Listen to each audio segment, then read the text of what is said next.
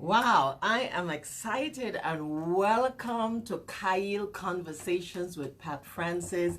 And I am extremely excited tonight because I have here Julius Subi, all the way from Kenya, with a very powerful story. Wow, just to think of it, it's gonna be great because tonight we're talking about the power of spiritual altars, and we want to welcome those that are joining already. Welcome, glad to see you. Let us know where you are. Yes, Zamal is there. Susan, you're there from British Columbia. We welcome all of them that are coming here, and we want to bless you. And remember, have your friends join, share it, subscribe it. Let us know where you're from because we need to know what nations are coming. Those who are from Indonesia, we welcome you tonight. And you are going to be excited tonight because we're talking about the power of spiritual altar. And the reason why this is important is because, the occult world, they understand the demonic. So we need to understand the powerful, great glory of Jesus Christ that is available to us tonight, right? And so welcome, Julius Subi. We're excited. And you have a great experience from your grandmother. Yeah. Were you were living with your grandmother or your mother? I used to live with my grandmother during holidays. Yeah, during holidays. Yes. And then you noticed that your grandmother was a powerful woman. So Yes. tell us about that. Yes, my grandmother used to have an altar. It used to be in the banana plantation, and she used to do sacrifice in the morning, in the afternoon, and in the evening. And I had a responsibility to be giving the forces of darkness food. So you were the food boy. He was the food boy that had to take the food to the demons. Isn't that something that we're giving demon food? Human food, nice fruit that we have. And we want to welcome Fernani and from Indonesia and Lorianne. Yeah. So you, at what age were you that should have been from around 9 years. 9 years old, eh? Yes. And so did you knew there was an altar, but you didn't understand the dynamics. You just think you're taking food to give to. Absolutely. I did not understand the dynamics because before we ate any food, she had to put it on the plate, whether it was meat or what, then take it to the demons, and after you take it there, then you come back and eat. Wow. Yeah. So you serve the demons first. Yeah, you serve the demons first. Yes. Yeah. Because that is who you're honoring. That's who you're honoring. So it's almost like the principle of tithe. Absolutely. You give God your tithe first. Yes. You honor him first. Yeah. And then the blessings come after. Yeah. So even in that culture, they serve the demon first. Yes. Because they want something from that power. Absolutely. So why, in your grandmother's case now, what do you think that she was getting from the power at the altar? Of course, when by offering the sacrifices, she was able to draw demonic power. And that demonic power helped her in divination. People came to her when they had issues and they wanted some kind of direction. And so she would tell them this is going to happen and so on. Wow. Yeah. So she was getting information Absolutely. from the power, and that made her popular in the village. Yeah, it made her popular in the village. So they will come to her. What did they call her? A spiritual woman, or what? Yeah, they call her a spiritual woman. Right. Yeah, but the thing I also realized is that though my grandmother had this kind of transactions she was doing, she was not very powerful, like a lady who was our neighbor. Okay, so the neighbor was also another spiritual woman. Yeah, that one was territorial. She drew many politicians, business people, and so on. They used to come to consult and to get power from her. But and as a young child at that time, I did not understand why are many people going to her and not so many people are coming to my grandmother. And several times I asked my grandmother, why is it that all these rich people, and they would come with sodas and bread and so on. And as a young man in the village, once in a while you saw bread, once in a while you saw a soda. So why are they not coming to us? But then I later realized that this woman used to sacrifice a bull every month. Wow. And my grandmother used to sacrifice a chicken. Wow. So we're getting into the dynamics of altars now and also spiritual power. Yes, yes. So your grandmother is sacrificing a chicken. Yes. Smaller sacrifice. And this lady was sacrificing a bull. A bull, yes. So greater sacrifice, so she had greater power. Yeah, she drew greater power. Drew greater power. Yeah. So you said that they were going to the altar for what you called it, an experience, or what did you say, an encounter, or a transaction? Yeah, they would you go used the to word do a transaction. a transaction, yeah. So what is a transaction? Of course, they go there and sit in that place and wait upon they would speak, some of the words that I would not even understand what they are saying, and the atmosphere would change.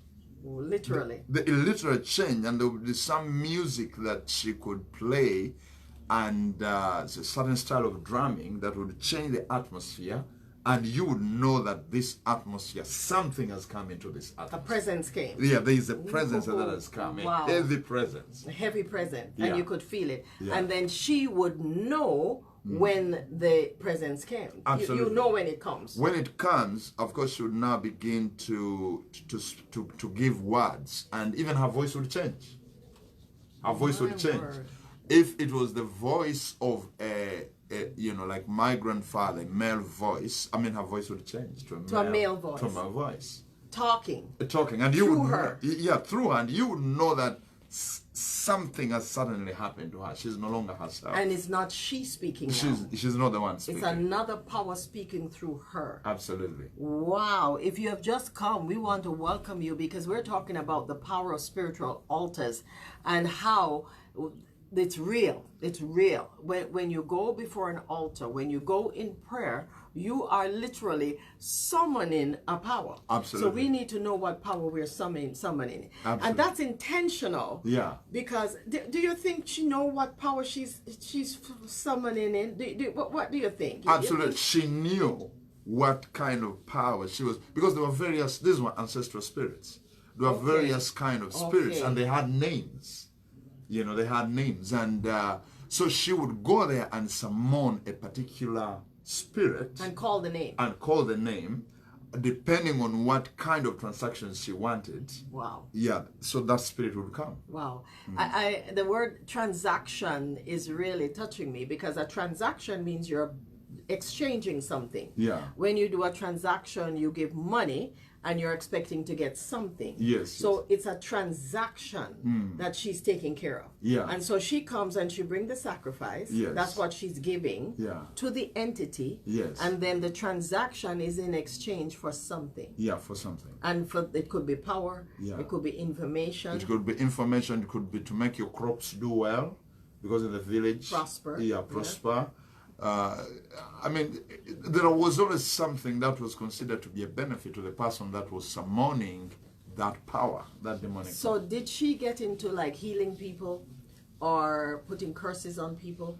Yes, I know about putting curses on people and removing away demons from people, because it exhausts them. People would Exorcism. come when they have demons, and so they want to get a relief, or they are having some challenge in their businesses, in their families. At times they feel things are moving over the roof of the house, and they don't know how to go about it, and so she would do certain things to remove that force. And so that's interesting. So she is working with the demonic power Yeah, to deliver people from demonic power. absolutely.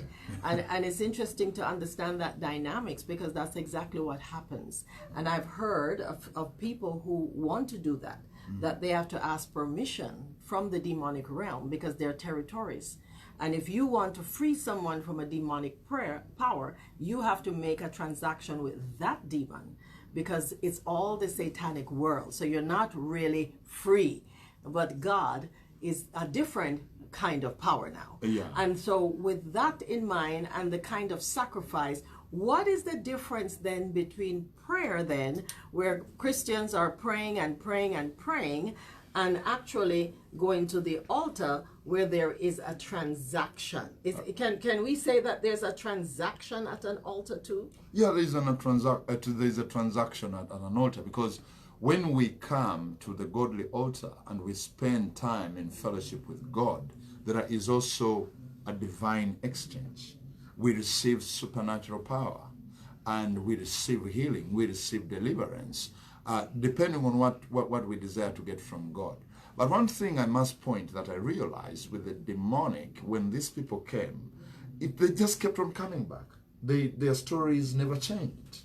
Yeah, they never changed. So they never get really healed. They never got really healed. I mean, it was a kind of a, fake, or I don't know how to explain it, but they came back next week, they came back the other day, or if they had a headache, the headache went, they came back with a stomach problem. Exactly. Because, the Bible says, whom the Son sets free is free indeed. Is free indeed. Which means if we engage in demons to be free, Yeah. even if we're free, we're not free indeed. Absolutely. It's usually temporary Yeah. to create an addiction Yeah. to the spirit. Absolutely. And so you have to keep coming back. Yes. And so what we want to talk about now is the power at the spiritual altar to Jesus Christ.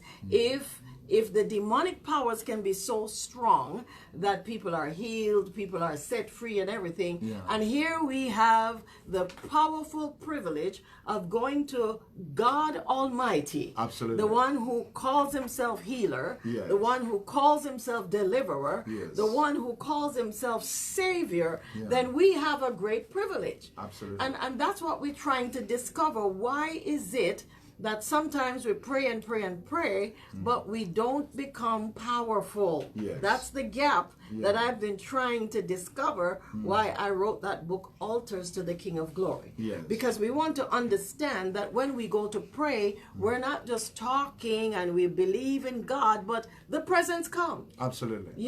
God literally comes, Yeah. and when he comes, it's possible to have an exchange. Yes. It's possible for us to get more power, fresh power for the day. Yes. And so talk about the transaction then, because if we look at the legal term, there is a transaction. Yes, So yes. when I go to the altar in the mornings, I'm saying, God, the transaction is the blood of Jesus Christ. Yes, yes, yes. And Jesus paid the price. Yeah. And therefore, I don't have to kill a pig. Yeah. And I don't have to kill a bull. No. Because, in the occult world, sometimes they even do human sacrifice, don't they? Yes, yes. And that was so common in Uganda, actually. It was even on BBC, where people who wanted to become wealthy, they gave sacrifice of babies. And these were poor people, they had nothing, and they gave sacrifice of babies. And their businesses began to Flourish. They began to flourish. Yeah, because the thing And it came on is, TV. yeah, it was even on BBC. BBC. Yeah, like 3 years ago. I mean, there was so much sacrifice of young children, because the whole thing about the spiritual realm is that the quality of the sacrifice determines the level of power Wow. that you're going to attract to yourself. Chicken and bull. A difference between a chicken and a bull is what you're saying. You don't need to be a great mathematician to know that the price of a chicken is too low compared to the price of a bull. So you want more part. The reason why people go in the presence of God, because we operate on the highest altar, the altar of Jesus Christ. Is not an altar of a chicken or an altar of a bull, but it is an altar of the blood of a man who was 100% human and 100% God. So when you stand on that altar, you are drawing voltages and voltages of power. But there are principles that guide your ability to draw that power. And Wow. yeah, so many people, when they go on that, they are not conscious of the fact that they're on an altar, or they've just come for a prayer meeting, and they are not concentrating, because there is a level of sacrifice that is required. Yes. For example, Abel and Cain, they gave a sacrifice. Yes. But one sacrifice was rejected, Right. and the other one was accepted, and God came down on that altar. The thing that I'm saying, Dr. Pat, is this: if we raise up acceptable altars, and what are acceptable altars? We come in the presence of God, we revere Him, we honor Him, we are conscious that He's on that altar, His presence is there, we give Him attention. God will always appear on that altar, and there will be an exchange. My God. This is so excited, I tell you. I am so excited because the privilege of meeting with God And how does that happen? Matthew 18, 18 and 19. Where 2 or 3 come together in his name, the name of Jesus, he says, I will come. We come in unity. We come in agreement with his word. We come in agreement with God. Father says, I will do everything you ask in the name of my son Jesus. And then on top of that, now he gives you power and authority. Because now that we have declared the name, we are in unity and in agreement. At that level, he says, whatever you bind on earth is bound in heaven. Absolutely. And whatever you loose on earth is loose in heaven. I mean, right now we are at an altar. And I tell you, all things are possible. So if you have a need, you can just write us right now and just tell us what your needs are, because even when we come off this air, we're going to be praying because we have power.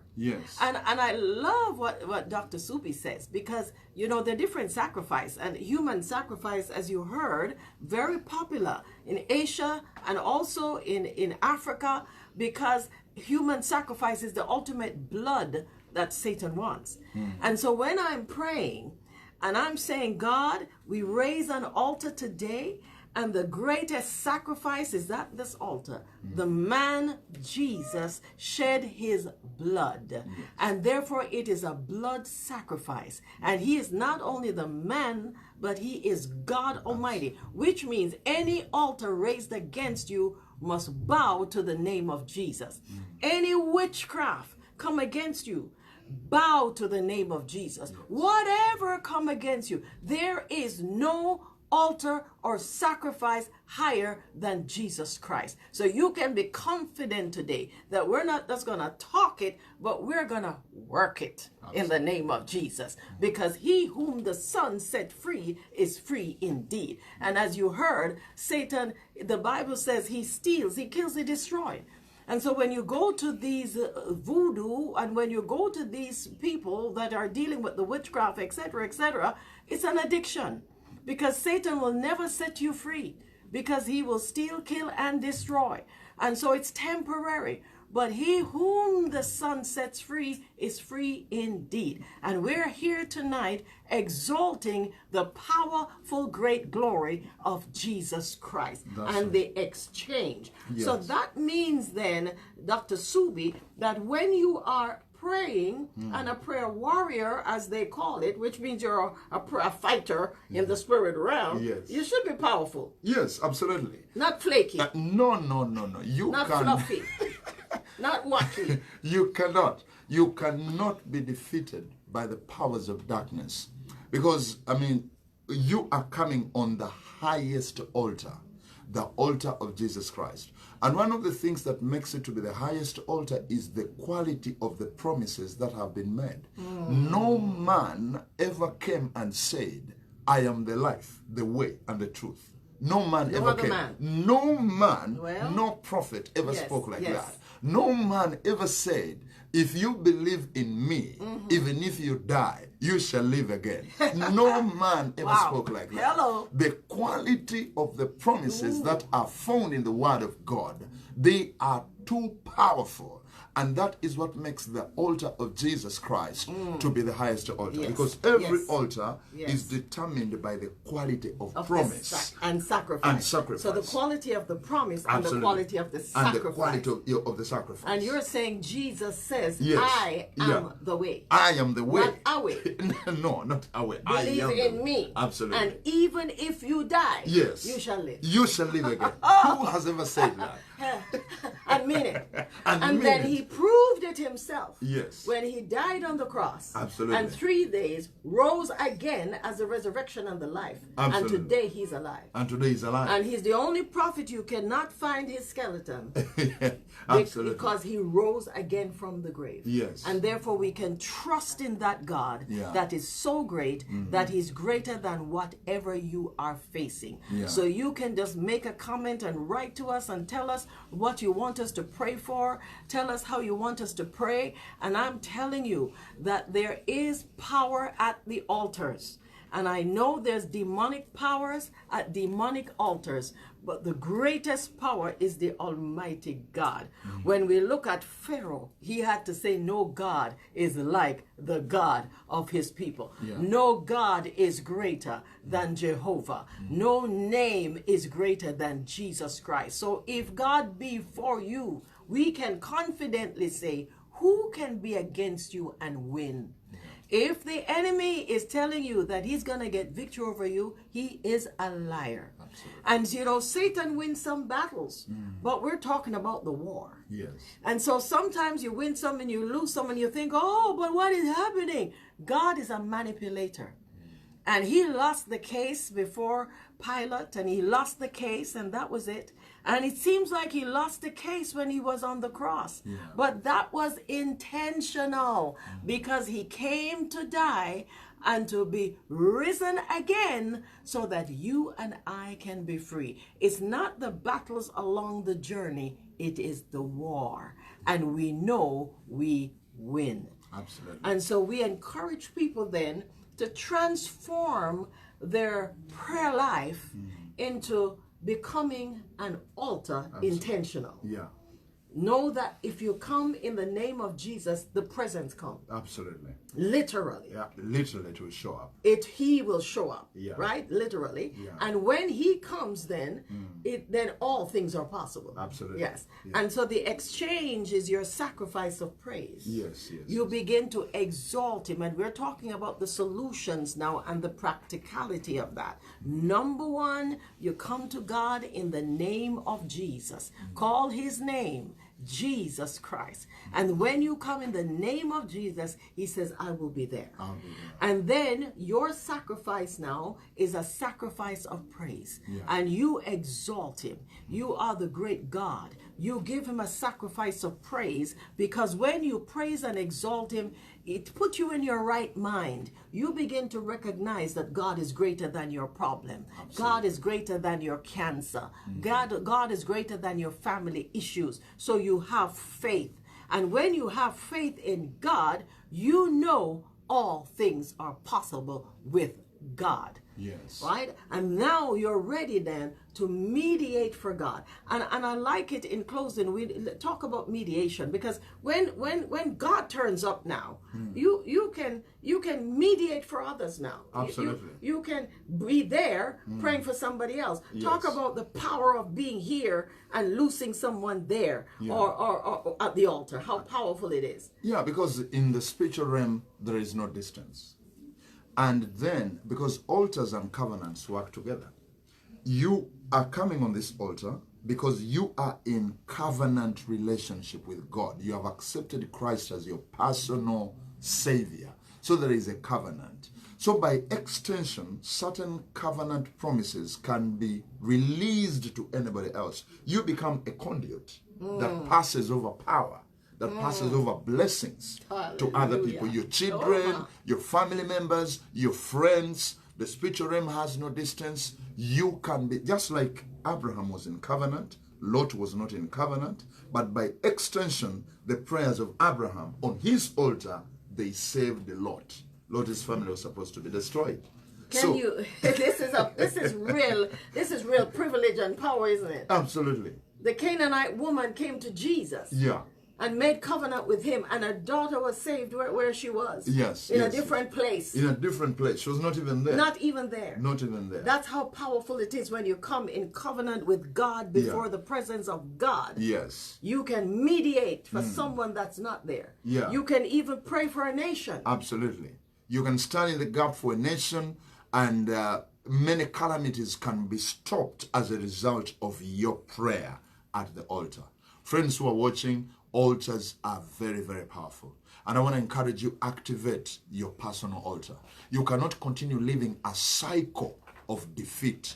That personal altar will stop generational curses. It will stop iniquities. It will stop your marriage from falling apart. It will stop many things. Remember when David raised up an altar when there was a judgment that came upon the nation after he had counted the people, and that judgment stopped because of an altar. So we encourage you here on Kail Conversations to activate your personal and family altar, and this altar will shape the destiny of your family and your personal destiny. You cannot be defeated. The days of being defeated, they are over. We talk about altars, it is power. Amen. Wow. And I am agreeing. And I tell you, we're going to be praying after for you. So let us know what you want us to pray for, because we're going to pray after you, because we have the power to mediate for you. Yes. We can stay here and touch you in Indonesia. We can stay here and touch you in Saskatchewan. We can stay here and touch you in Kenya. Wherever you're watching from, we want to know. UK is here. Welcome to all those from the UK. And we can stay here in the name of Jesus and agree. And so we thank you for coming to Kyle Conversation again this week. See you next week at the same time. And we want to thank Dr. Subi for being here. This is a powerful man that goes around the world teaching on prayer. His middle name is Prayer. I call him the Apostle of Prayer, and he is a powerful, dynamic speaker. If you would like him to come, and do seminars and training, that's what he loves to do. And of course, I have a book on altars to the King of Glory, and it will change your lives. So God bless you, and we're going to be praying for you. Once you send us your prayer requests, and you remember, share, like, subscribe, and this video is going to be there. I want you to tell people to watch it at different times, wherever, to create some watch parties and watch this, because what you need to do is to get this video going in your home or in your church, and after you hear this, you start to pray. And you get the human sacrifice of Jesus Christ going, let the blood of Jesus Christ going, and let it destroy all powers of darkness. Remember, he is the light, and light is more powerful than darkness. I am so thankful that you join us today. And remember, we are a Kyle generation.